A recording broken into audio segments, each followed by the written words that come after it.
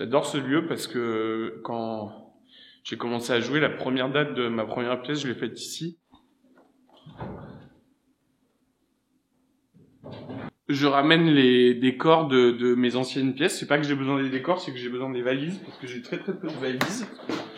Et j'ai toujours essayé de faire des pièces où il n'y a pas trop de trucs, donc en fait, en vrai, ça va, on n'avait que 2 valises d'accessoires et des meubles que je ne récupère pas parce que je n'en ai pas besoin. Je m'appelle Baptiste Souriau, je suis à la base comédien, puis ça s'est un peu ouvert, j'ai commencé à écrire, je fais de la mise en scène et après j'ai commencé à produire mes spectacles. Je change un accessoire, comme Afida va jouer dans la pièce. Je rajoute sa photo sur un journal qu'on voit pendant la pièce. Enfin, j'essaye en tout cas, parce que là, je n'y arrive pas.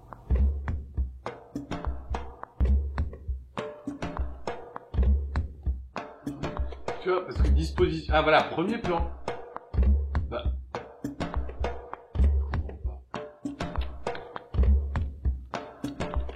Oh, j'en ai marre, je comprends rien, putain.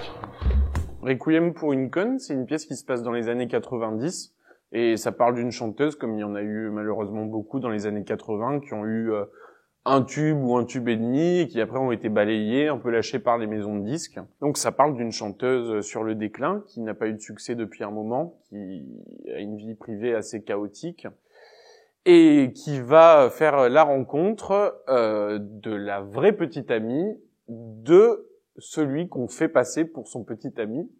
Et c'est une rencontre qui va vraiment bouleverser son destin déjà bien compliqué. J'imprime des affiches et des choses qui serviront d'accessoires, type des journaux et un faux disque d'or, voilà. La personne avant sa calvitie foudroyante est Benjamin Martel, qui dans la vraie vie fait la même taille que sur l'affiche. Quand j'ai écrit Requiem, à la base, en fait, ce n'était pas une chanteuse, c'était un chanteur. Et c'était un rôle que je m'étais écrit, en fait. Et évidemment, c'est important de parler du sida, mais je me suis dit, finalement, on parle très souvent, on associe très souvent sida et homosexualité masculine. Et on oublie qu'au-delà de la sexualité, il y a énormément de gens qui sont devenus séropositifs, tout simplement parce qu'ils se droguaient. Ce qui est le cas de cette chanteuse dans la pièce. Et en fait, je me suis dit, finalement, c'est important aussi de parler de ces femmes qui sont mortes du sida, puisqu'on a l'impression, et encore maintenant, des gens, même, ça fait 35 ans, malheureusement, qu'on vit avec cette maladie, et il y a encore des gens, maintenant, qui associent vraiment sida et homosexualité masculine, et je voulais dire que non, ça ne touchait déjà pas que les hommes, pas que les homosexuels, que ça pouvait toucher tout le monde. Quand j'étais à Los Angeles et que j'ai reçu le script d'Ina, au début, j'avais pas envie de le lire parce que je me suis dit encore une histoire à la moelleux, encore un réalisateur avec des idées, mais en fait, il se passe jamais rien. Donc, j'ai mis de côté. Le soir, je suis rentrée dans ma chambre après 2 verres de vin et je me suis plongée dans ce scénario et dans l'aventure de Ina Starr. Et au début, je me suis dit, mais lui, il se fout vraiment de ma gueule. C'est moi. C'était exactement la même histoire, à part bien évidemment la tragédie médicale. Donc je me suis dit ouais c'est fantastique, ça me colle à la peau, mais je vais peut-être pas le faire à cause justement la maladie et les drogues. Et mais même l'entrée quand t'as dit putain j'avais encore la gaine qui m'entrait dans la chatte, j'en peux plus et le micro qui marche pas, c'est ma phrase qui est systématique. Le commencement de cette pièce de théâtre était finalement une systématique, une réalité et quasiment ma vie. Mais j'ai failli pas le faire à cause de l'histoire qui est tragique à la fin. Voilà. Génial, mission impossible. Je suis Charlotte Jousselin, donc je suis comédienne, j'ai 24 ans et voilà, je fais partie du projet depuis maintenant 2 ans et demi, je crois. Voilà, dans le rôle de la voix dans Requiem pour une conne. Mais ce n'est plus à la rubrique musique que l'on peut trouver des informations la concernant, mais à la rubrique People. J'ai rencontré Baptiste au conservatoire du 10e arrondissement, on était élèves comédiens tous les deux ensemble et j'ai bien voulu faire le rôle de la narratrice parce que c'est un rôle assez difficile parce qu'il faut narrer l'histoire et c'est très technique parce que je dois rester toute la pièce sans bouger, donc c'est aussi un défi de statue humaine.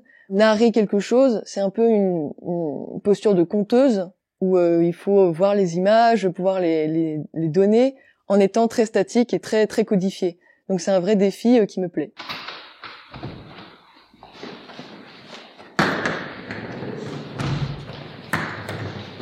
Alors...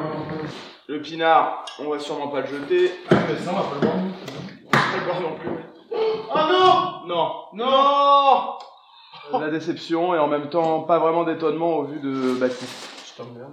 Je t'adore. Alors, je m'appelle Benjamin Martin.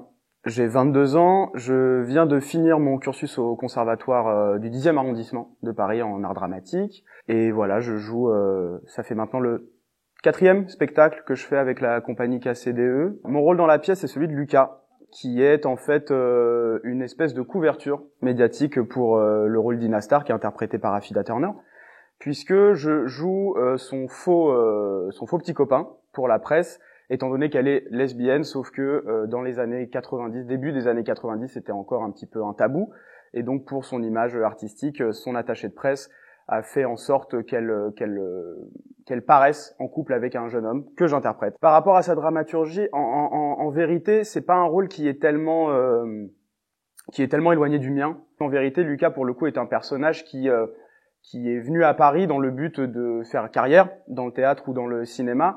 Il n'y a pas tellement de différence. J'avoue que je le joue un petit peu comme... J'essaye de me transposer à la situation, plus qu'à essayer de me transposer du personnage.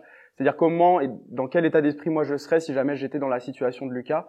Et c'est plus de cette manière-là et de ce pied-là que j'aborde l'interprétation de ce rôle. Mais attends, c'est n'importe quoi, il y a rien qui sert sur... Non.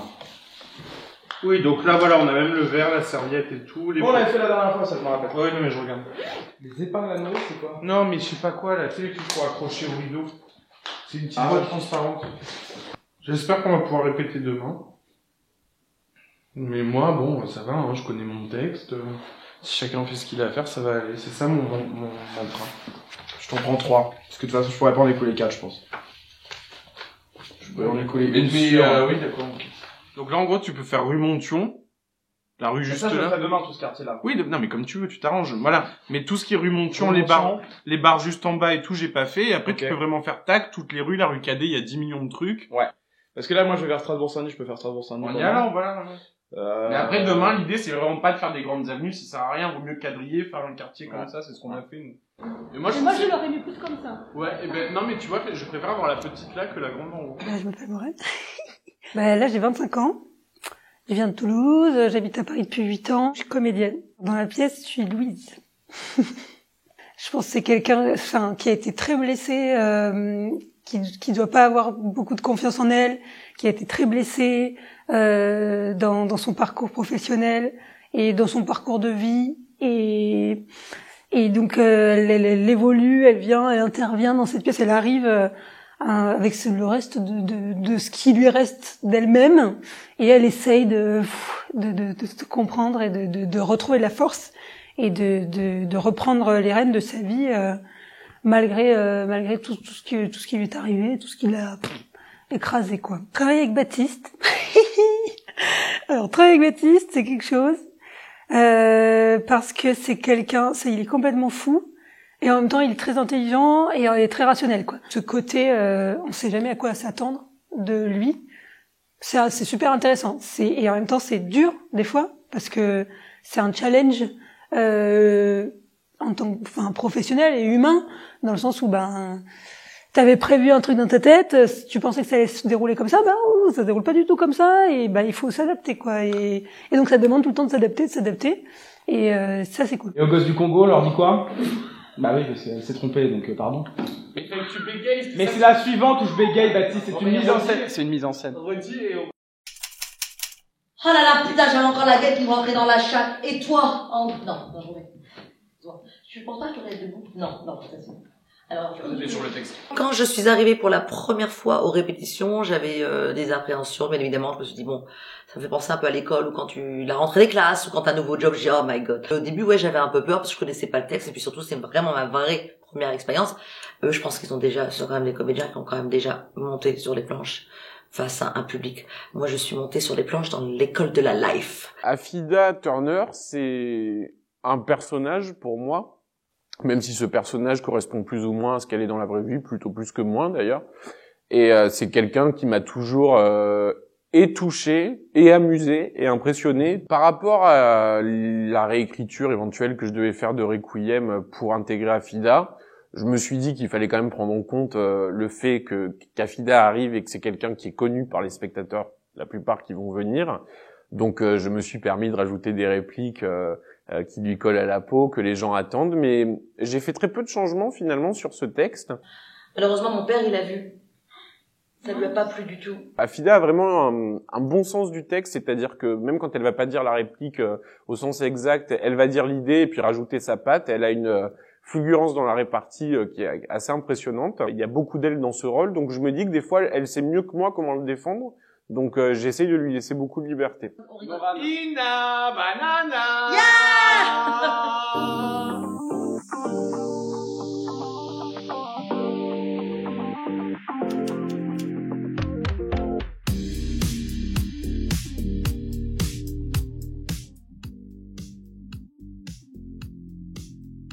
Tony, je te la mets où l'échelle? Celle-là? Ok. Et alors ça, est-ce qu'on pourrait le remettre avec ces pistes-là? Oui, avec ces sons-là. Après, si vous les avez pas MP3, en web ou AIF, c'est mieux. Non. C'est mieux. Parce que là, tu le fixes, la Morane, t'as les épingles déjà? Tu veux pas juste me le... Non, j'attends qu'il arrive, le Zach, c'est lui qui va sortir les vêtements. Non mais c'est pas mal, mais plus intense, ça serait possible ou pas? Moi, je fais une descente d'organes et je self-contrôle.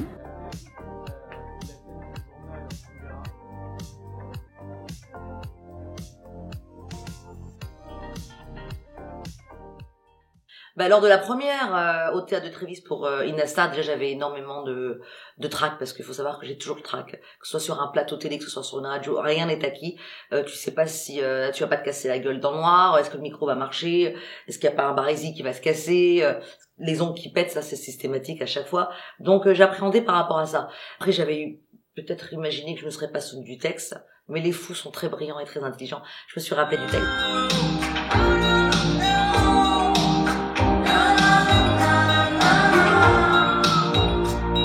Moi qui est chanteuse et normalement qui est toujours la vedette pour moi seule, cette fois-ci c'était justement très agréable de pouvoir partager la scène justement avec d'autres individus, d'autres caractères. It was amazing, I love it, really enjoy it.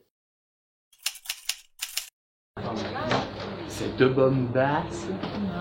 Comme ça, tu tombes comme un ange. Il est où mon colo? Pourquoi je l'ai pas après? C'est fou. Tu l'as bien mis dans la valise hier? Bah oui, on l'a mis dans la valise. Moi, je l'ai pas mis. J'ai mis les costumes. Oui, mais j'ai mis les miens, moi. Bon, normalement, on fait les ombres et tout, mais je sais pas trop. Non, c'est bon. Oh, c'est bon. C'est juste que j'ai pas un temps de cadavre, quoi. Ah, elle est dans. Non, je te la mets pas là, mais sans décocher un nombre de paroles, moi. Attends, viens.